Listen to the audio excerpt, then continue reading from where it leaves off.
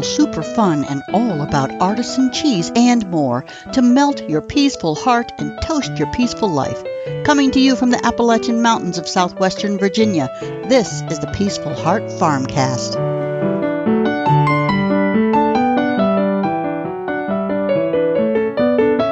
Hey, this is Scott Hall from Peaceful Heart Farm, and you are listening to the Peaceful Heart FarmCast.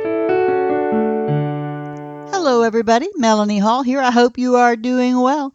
The conversation today and every day revolves around the value of tradition, including traditional food prep and storage, traditional cooking, and, of course, traditional artisan cheese.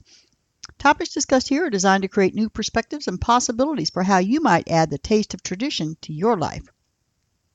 Welcome to all the new listeners, and a shout out to all you veteran homestead-loving regulars who stop by the FarmCast every week. I appreciate you all so much. And there's a ton of stuff going on at the homestead right now, and I'm so excited to share it with you. As Mother's Day is quickly approaching, that's what I'm going to focus on this week. It's a particularly important topic for me, and I'm going to get a little bit more personal this week, share a few mistakes I made regarding motherhood that changed my life forever. And I hope it helps someone else out there make easier life choices. Today's show, of course, we're going to have the homestead life updates. And the tradition of mothering is our topic for the day. And our recipe is going to be Mom's chocolate pie recipe. All right, as far as the homestead goes, I'm going to go real quick here because I got a lot to say about the tradition of mothering. As far as the animals in the creamery, let's see. The creamery is steadily progressing. And Scott is just out there, even now, he's out there building those walls up. It is such an amazing thing to see it grow day by day. Lambert, our little bottle-fed lamb, appears to be doing very well and will live to a ripe age at this point. Looks like he's going to make it. Let's see. At the farmer's market, this weekend, we start the summer season. You will find me at the Withfield Farmers Market every Saturday from 8 a.m. to 12 p.m. In addition to our grass-fed meats, I am offering celery starts. I have quite a few more, but they went pretty fast last week, the ones that I brought. So it's a unique vegetable start that you don't often find at a farmer's market. The herd share program is finally defined. I just need to get the paperwork done on it, and I'll be offering yogurt samples at the market. Stop by and taste the tradition of yogurt made from grass-fed cow's milk. And we've added to our cow herd a Jersey heifer made her way to her farm in the last few days. And she'll be giving birth soon and provide us with lots of milk. So we'll be making yogurt, and she is a certified A2A2 cow. So she'll provide A2A2 milk for our herd share participants during the milking season. During the winter, when we're not milking, during the winter market, then the herd share will be providing aged cheese and butter. So catch up with me at the market, and I'll give you some details. And if you're coming from south of us and that market's just like out of your range, you'll probably want to stop by the farm instead. And our farm store hours are Tuesdays from 10 a.m. to 12 noon and Saturdays from 3 to 5 p.m.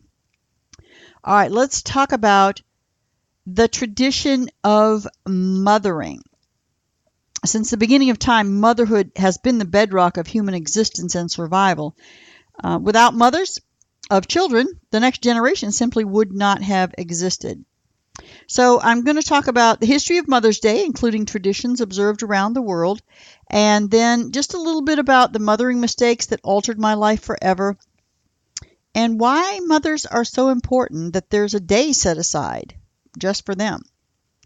How has mothering evolved, and what has it evolved into? And how can we bring back the value of being a mother, to generations that a lot of them are convinced it's not what they want. A lot of women are convinced it's not what they want. All right, the history of Mother's Day. While the Mother's Day that we celebrate is on the second Sunday in May, that's a fairly recent development. Happened officially in the 20th century, and the basic idea of honoring women, though, has been around for a long, long time. It goes far back as ancient mythology and the Greco-Roman civilizations, the Greeks paid annual homage to Cybele, the mother figure of their gods, and the Romans dedicated an annual spring festival to the mother of their gods. Now let's look in modern times, what's still going on out there. Traditions around the world. Now there are a lot of them, and I've only got maybe a half a dozen here that I'm going to talk about. In India, they have a 10-day festival. It's in October, and the Hindus honor Durga, who is the goddess of mothers. And during the 10-day festival, it's known as Durga Puja. The celebration is thought to date back to the 16th century, and it is considered both a religious ceremony and a time for family reunions. One story tells of Durga returning to her parents' home to show off her own children. Families will spend weeks preparing food, gathering gifts, and decorating their homes for the festival. In Japan, they have what is called the Rite of Flowers. And this was following World War II that it grew popular. And it's a version of Mother's Day, and it's a way of comforting mothers who had lost sons to the war. You'll see carnations presented during this holiday, and the carnations symbolize the sweetness and endurance of motherhood in Japanese culture. In Ethiopia, they have a sing-along. It's called the Antrost Festival, and it comes after the rains stop in early fall, and it's dedicated to moms. After the weather clears, the family members from all over flock to their homes for a large meal and a celebration. Daughters traditionally bring vegetables and cheese, while sons supply meat. And together they prepare a meat and sing and perform a meat hash, and they sing and perform dances, and they tell stories of family heroes. In the UK, they have what is, originally it was called Mothering Sunday. England and Ireland observed that it was a mid-Lent holiday, fourth Sunday in Lent, and it was, it honored and decorated their, quote, mother church, the church where they were baptized. And then the church eventually extended the observation to honor all mothers.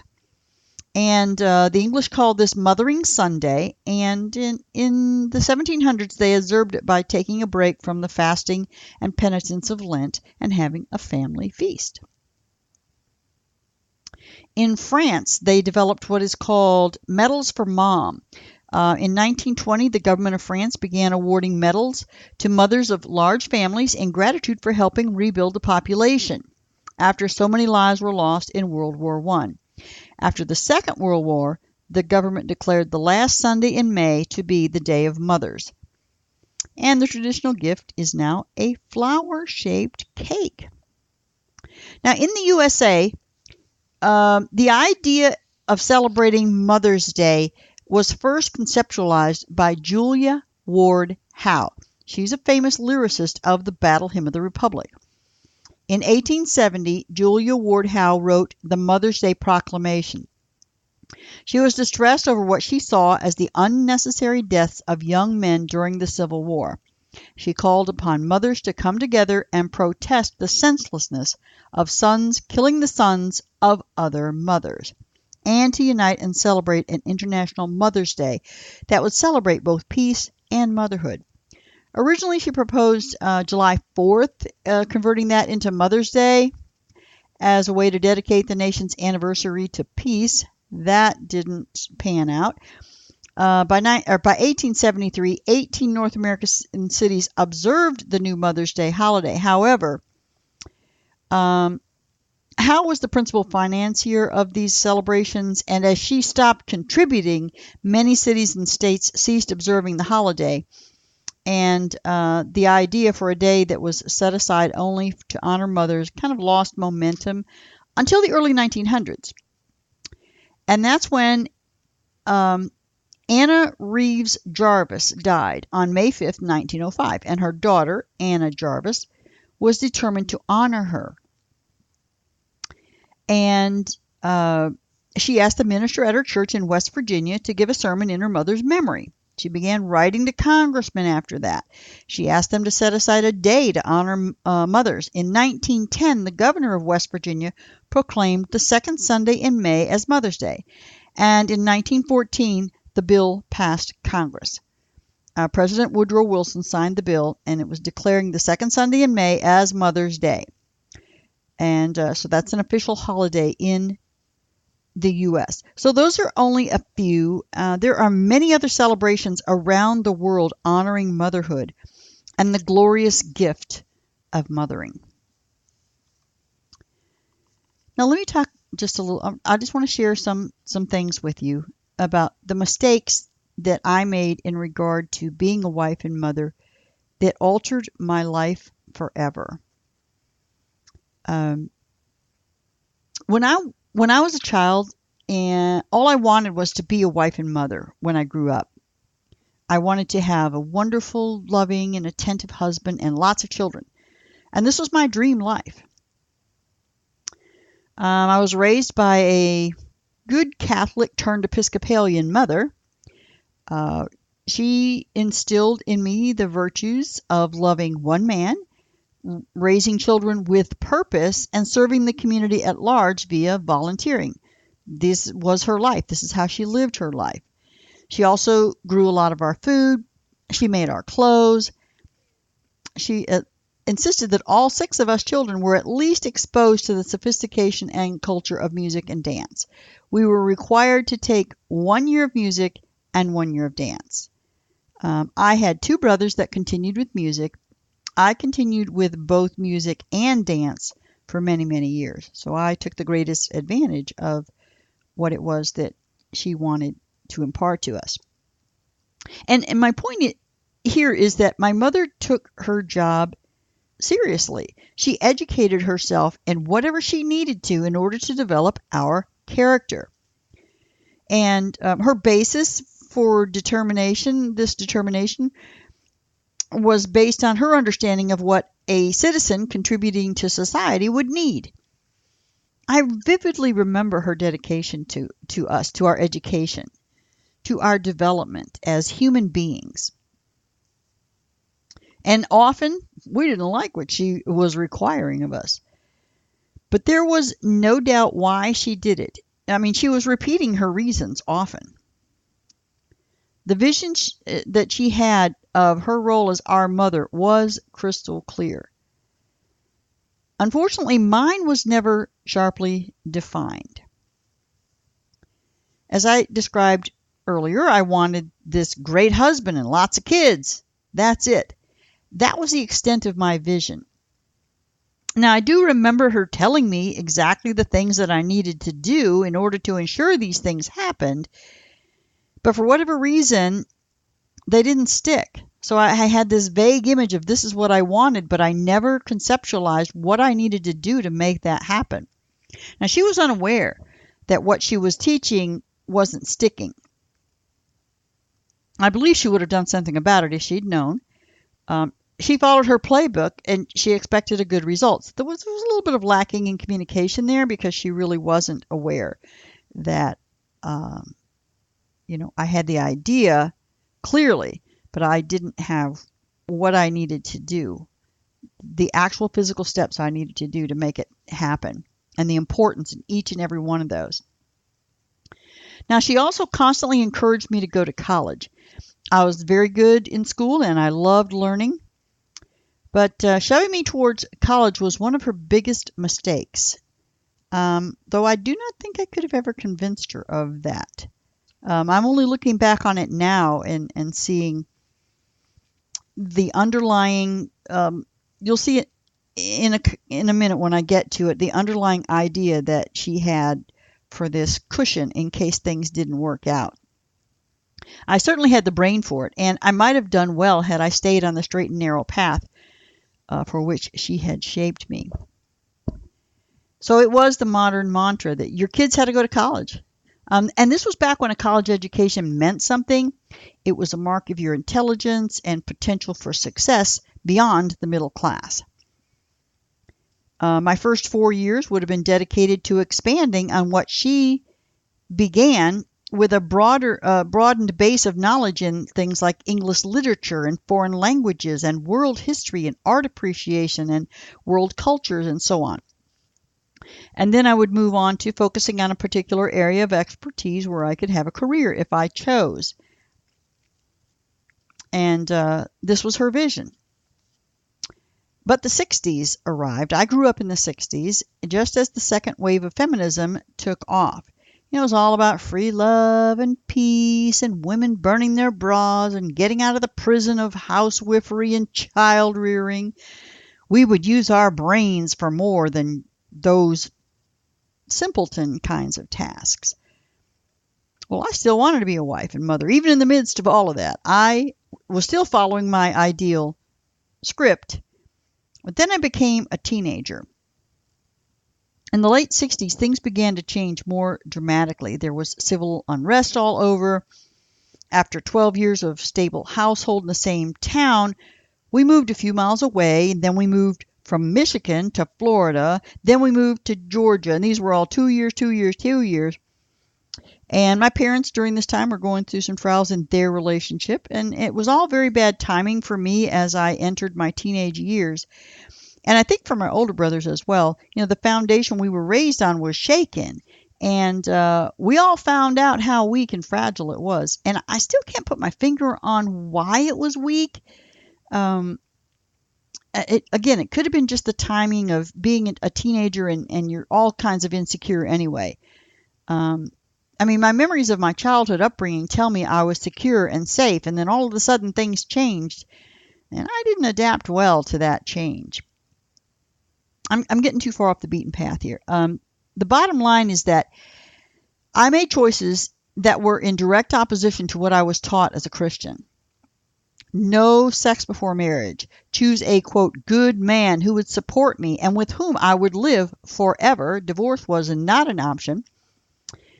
And then the little aside that my mother threw in there was go to college because you never know what will happen, right? And then no-fault divorce came around. So my dream life from my childhood was forever altered because I got pregnant at 17. I had my first child 10 days before I turned 18 and my second a month before I turned 19. I was really still a child. I had married a man with no concept of hard work and determination and building a better life for his family. He had no real concept of the responsibility of being a father. Well, and that being said, I had only vague concepts of what it really meant to be a wife and mother. I had these ideas in my head, but they were just so vague, is all I can say.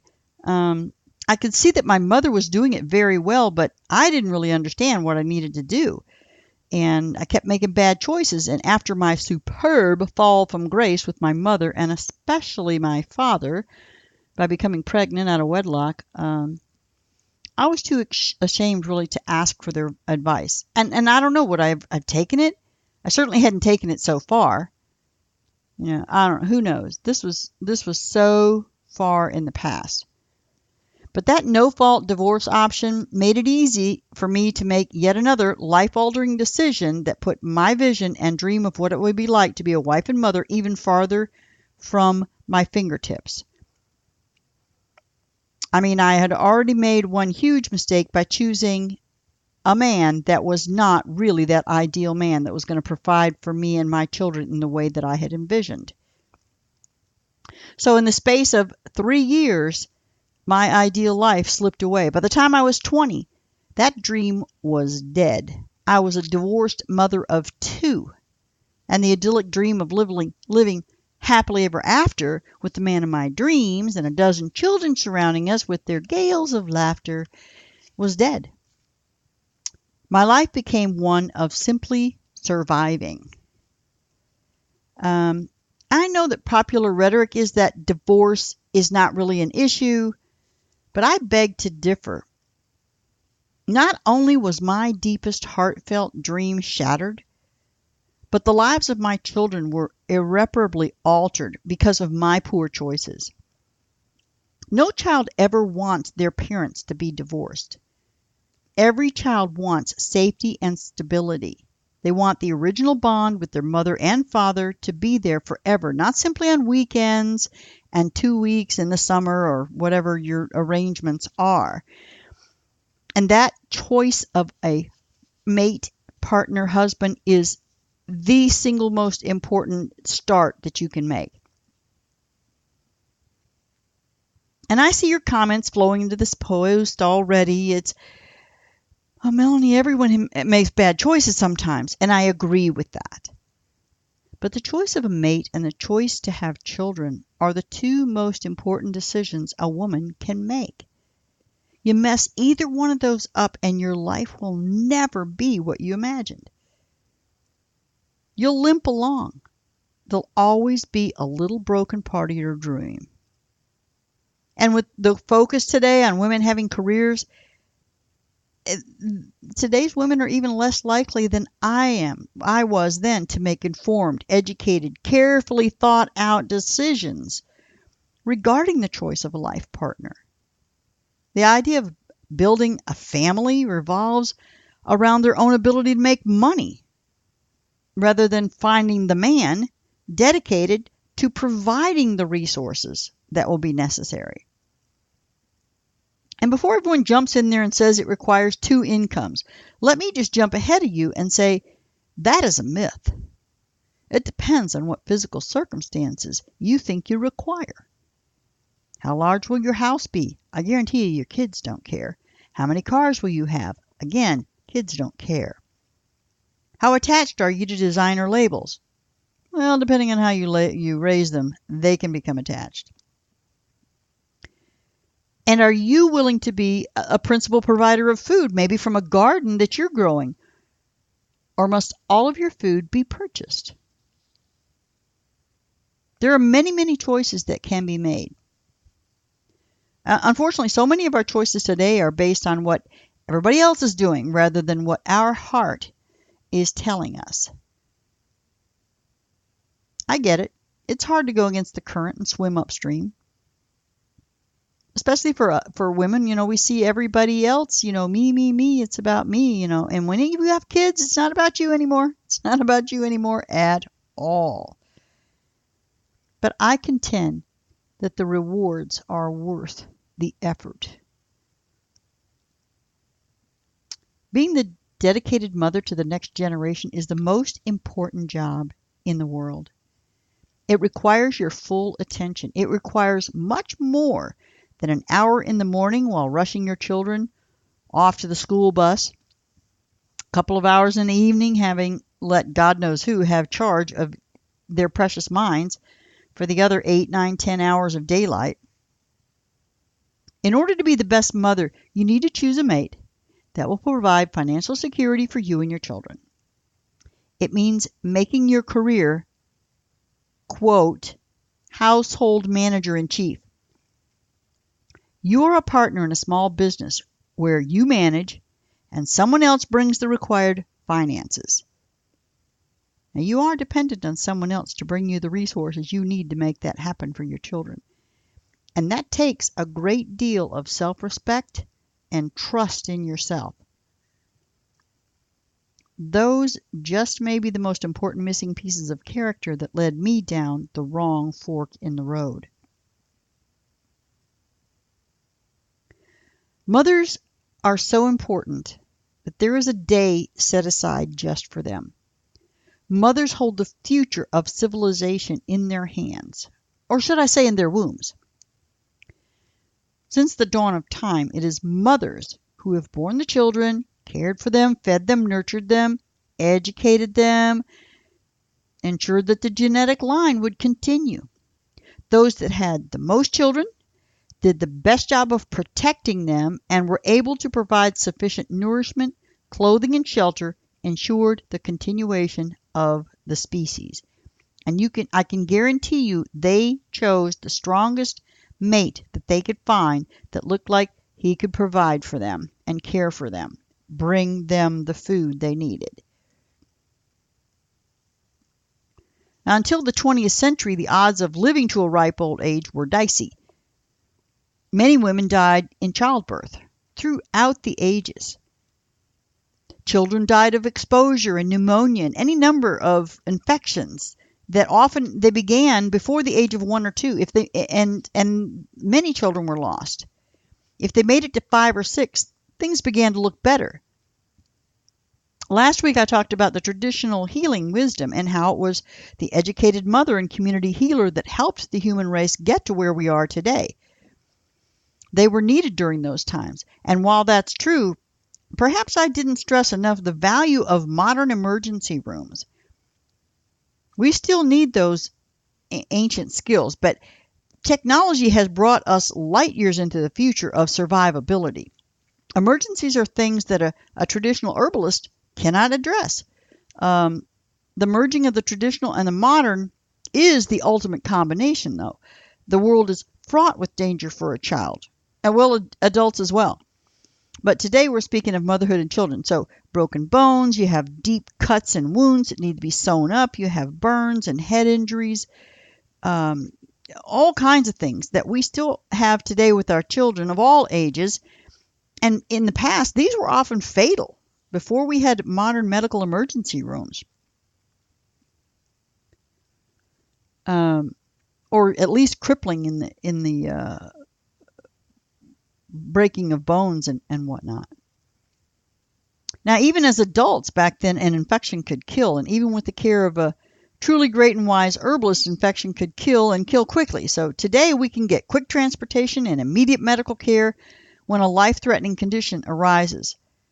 Now, sure, leave the common cold, a mild fever, a little bit of mild diarrhea. You can leave that to your local healer. But the big stuff that keeps us alive in emergency is modern medicine. They go hand in hand.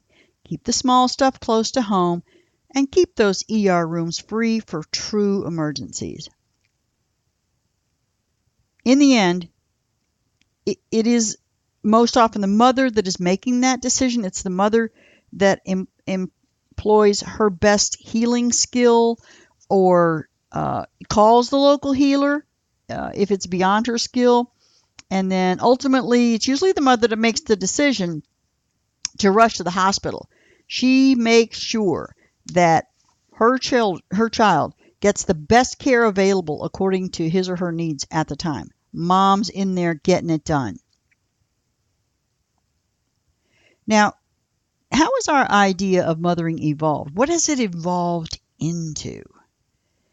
So often today, being a mother takes second place to a so-called career. And I say so-called because this is a fallacy that our daughters are fed from a very early age. They're going to have a career. They need to have a career because this is how they will define themselves. But most don't have careers. Many do have great careers, but most women have jobs. And those that do have these so-called great careers, they have little time for children. They either forego children altogether or someone else raises their children for them. A true career, a real career, is very demanding of a person's time. Long hours, evenings and weekends, along with the daily 40-hour grind. You got lots of stress, lots of mental resources being used in the process. Is there anything left for kids? We're talking doctors and lawyers here. In fact, here's a funny thing is that my oldest granddaughter is a governess for a woman who is a physician. And so she's a career woman. She's gone all the time. She has my granddaughter raising her children for her, basically. And, that's great. My granddaughter's a wonderful, wonderful young lady. But I find it interesting. She tells me she wants to work. But what she's working at is raising someone else's kids.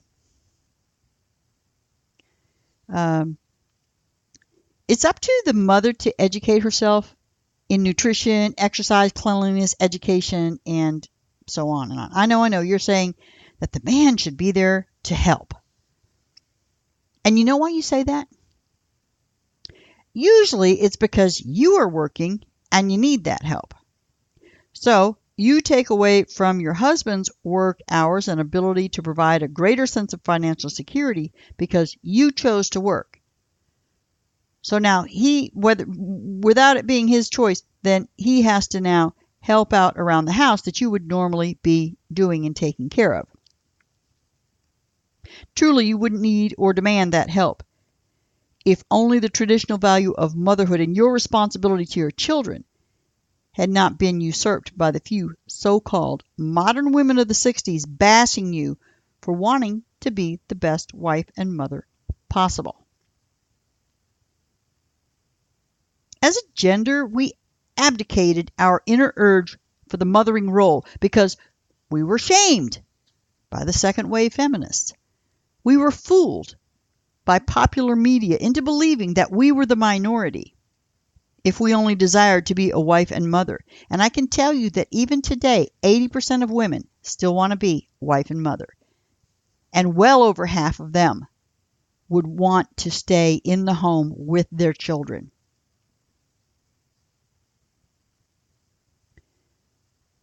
If all we wanted was to manage our household, our children, and our loving spouses with passion and expertise, often these so-called feminists, all about women, we were ridiculed by those and we're told we're not living up to our full potential. They didn't respect us as women who wanted to be traditional women that raised children and cared for their home and their family. And this all came from women who did not have a husband and children. This came from women who literally had no knowledge of what they professed to have expertise. And in the end, it has evolved into women working even harder because now they try to do both and end up doing neither as well as they could be doing each individually. Choose a career if you want. Choose to have a family. And here's the kicker. If you choose to have a family early on, by the time you're in your mid to 30s to your early 40s, you can go out there and have a career. You've still got 25 years that you could have a career. You see, that's the way to have both. That is truly the way to have both. But if you do your career first, then you've got to interrupt your career. And maybe it's too late for you to have children if you wait till your 30s. To your late 30s. Anyway, I realize that some of my bitterness for my own mistakes in listening to the drivel that these childless females pretending to be adult women is kind of coming through here.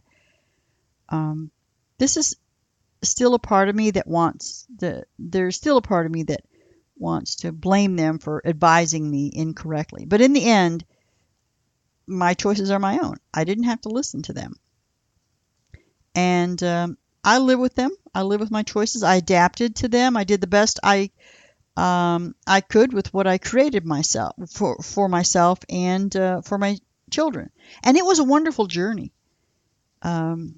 Just not the one I had originally planned. So how can we bring back the value of being a full-time mother? Is there a way to bring back the tradition of motherhood? And I mean in every sense of the word, dedicating, you have a child, you're a mother, you do the best you can, even though you're working 40 hours a week. But what about dedicating your life to educating yourself every day in the care and education of your children? I can't put my finger on how it happened that we were bombarded with the idea that being a full-time wife and mother was beneath us. But then the first thing I often hear from those not comfortable with homeschooling their children, and so that's why they work or whatever, the first thing I hear is, I don't know enough to teach my children. And I'm just like struck by it. So it's like you're smart enough for a career, but you're too dumb to learn how to teach your children. By the same token, you're too smart for the task. And so we must have a career. Which is it? I mean, until we recognize these diametrically opposed thoughts, we will continue to make the same mistakes over and over. And yet not. I'm going to reference an article here and give you quite a bit of information from it. Have you noticed that the jobs that most women choose, you're not really getting away from motherhood and nurturing? A publication called thoughtco.com published an article titled "The Top 10 Occupations That Employ the Largest Percentage of Women." And here's what those 10 occupations are, along with my comments on why women choose these jobs. And please don't misunderstand. These are all very valuable occupations in the whole scheme of the world. Someone needs to do them, and someone will always do them. So here they are. Number 1, registered nurses. 92% are women. You're caring for others. 2.5 million women in the U.S. are caring for others. What if that desire was spent on their children? Obviously, they were able to learn a lot about health care. Maybe they would be one of those local healers for their children as well as for their community. That desire and ability would serve their family and their community very well. But it's being employed for others, and not to say those others aren't worth it.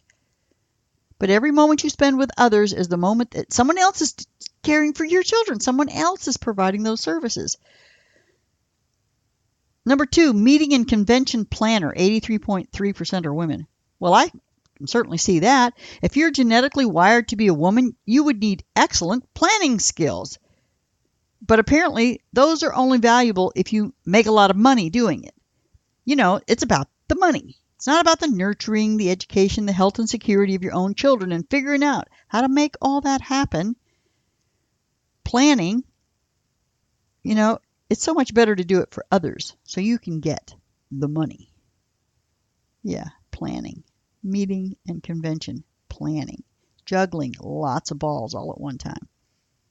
Number 3, elementary and middle school teachers. I just love this one. 81.9% are women. I mean, are we beginning to see a pattern here? Women are dedicating their lives to the children of other women who are dedicating their lives to the children of other women. Someone else is educating their children while they educate the children of others. I mean, does it sound crazy to you? It sure does to me. Number 4, tax examiners, collectors, and revenue agents. 73.8% are women. I love this one. Before women began filling these jobs and were still lowly homemakers, a primary responsibility was to choose a husband who was fiscally responsible, one who provided the resources to be collected and spent appropriately and responsibly for the household. I mean, that's what women do. They go out there and they try to find who's going to give me the most money to take care of my children and my household. Who is the provider that's going to be the best at that? So that's number 4. Number 5, medical and health services managers. 69.5% are women. I won't belabor this one as it's the same industry as nursing, which is, again, the number 1 employer of women. You're taking care of the health of other people. Social and community service managers. 69.4% are women. This is an interesting one. Again, before women ventured out into the world for a better life that was more suited to their needs, quote, needs, they were the social and community managers in the volunteer industry. Women literally abdicated this responsibility to government agencies that now perform these functions. And so then they work for these government agencies. So they can go and do the same thing, basically for money. Again, you're doing the same thing you've always done, but you're doing it for money, and you got time away from your family. So it's crazy. I mean, does anyone believe the government agencies are doing the same level of service that volunteers who were invested in their families and communities used to provide? I don't know, perhaps. They're mostly women after all. Number 7 is psychologists. 68.8% are women. This one makes a great deal of sense. Any mother knows that some level of psychology is necessary to raise their children. And I even consulted with a couple of different psychologists when I ran into issues with my children. How do I deal with this? How do I deal with that? And they would help me out with that. These people are invaluable in that regard. However, with today's technology, instead of spending so much time in school learning how to do this stuff for other people, I think online education and support groups would provide most of what we need as mothers in nurturing our own children. And there will be exceptions, of course, and there's always, I would definitely go seek professional help if I needed it for my children. Number 8 is a business operations specialist and other. 68.4% of them are women. I mean, other, really? That's a category many of you mothers out there will recognize as doing whatever it takes to manage the family, whether it's in your job description or not. So other, and a business operations specialist includes administrative analyst, which is making everybody and everything, making sure everybody and everything is where it's supposed to be. Claim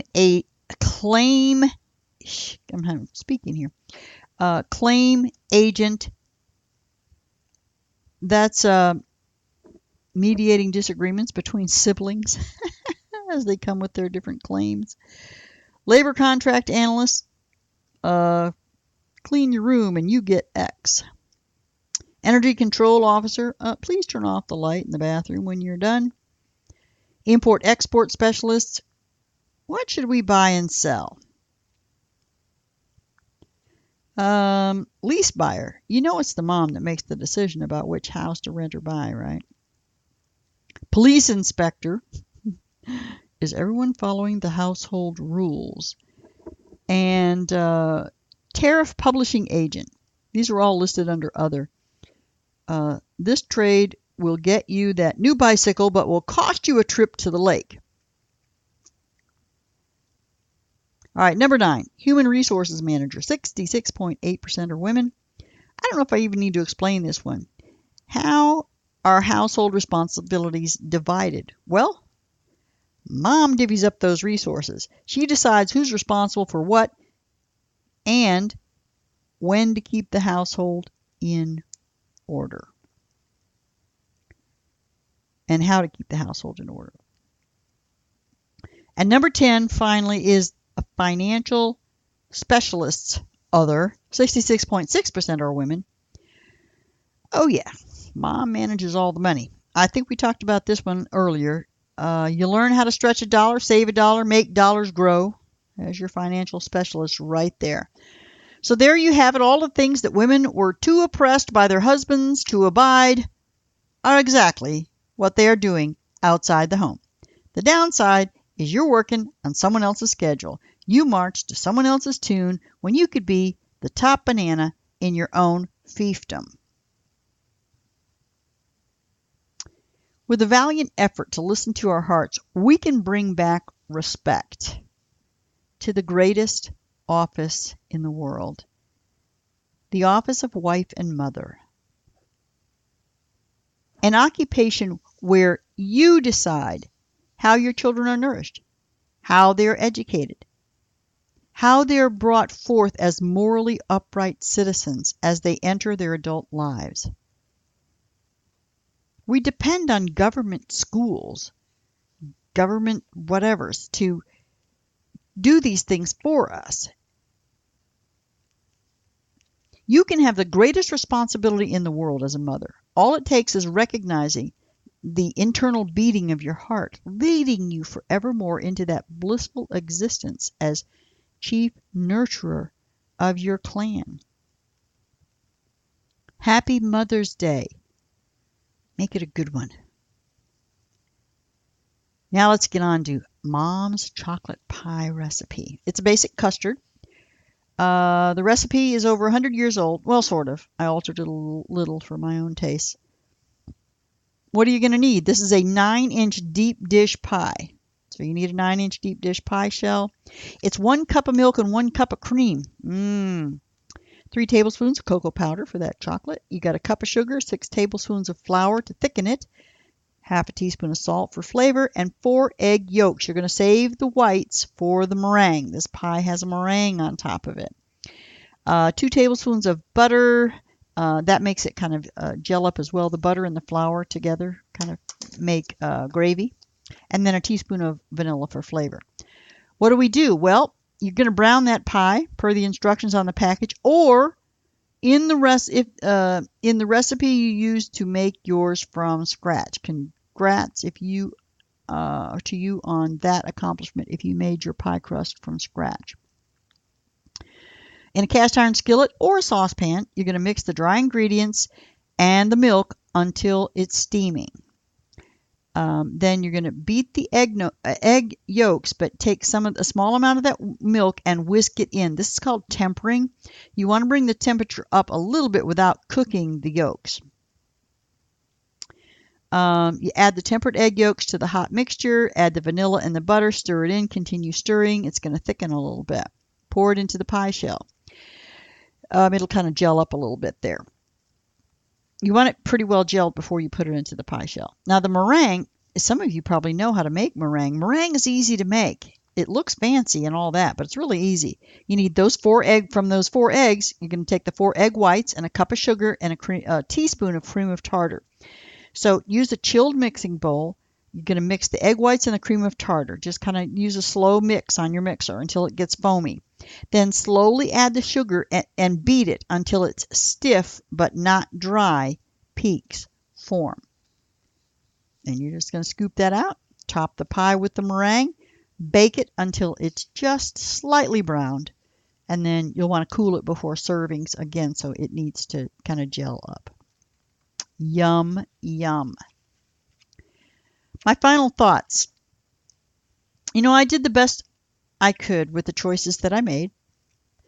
My children are doing well, though they too were infected with the divorce. It's kind of normalized for them.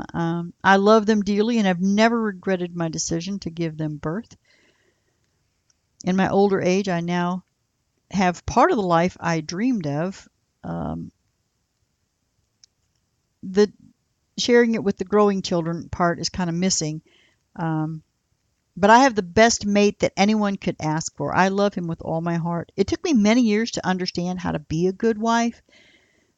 He stood by me through all of it, and I'm still a work in progress. We love our farm. We love it. When the kids and the grandkids come to visit, who could ask for more? So give that chocolate pie a try, and while you are savoring the lovely texture and flavor of your creation, you might contemplate the awesome power of motherhood from a new perspective.